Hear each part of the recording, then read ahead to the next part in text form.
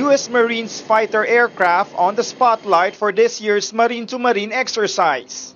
On this wingtip right here, we have a GBU-16 with a 1,000-pound GPS-guided bomb. The Philippine Armed Forces, widely perceived to have been patterned after the American military, has a lot of catching up to do.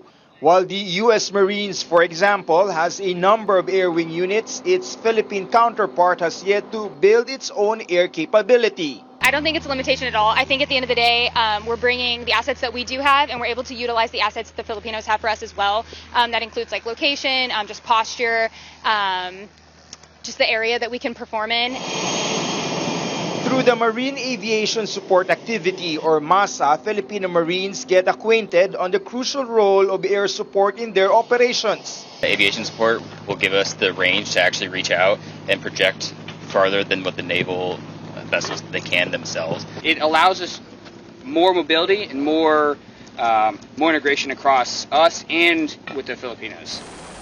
There was a plan to repeat the SINK-X or sinking exercise similar to Balikatan in May, where a decommissioned Navy tanker serving as a mock enemy vessel was shot down. These F-18 Hornets of the U.S. Marines currently parked here at the Subic Airport awaiting for their go signal if the sinking exercise will still push through despite the bad weather. The F-A-18s and F-35 stealth fighters were flown in from the U.S. mainland. It took days for them to reach Philippine shores, with pilots having to deal with some challenges. And it's moist, it's raining, and that just adds different factors that typically we don't have to deal with. And so learning how to adapt to even something as simple as the weather and learning those forecasts.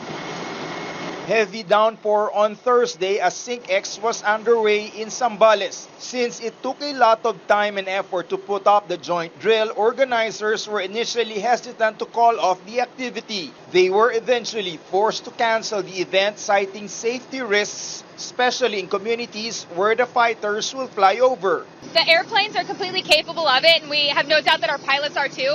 But the weather is just, it's at the point where it's risk versus reward, and we don't want to put our pilots, any Filipino Marines, we don't want to put anybody in any type of danger.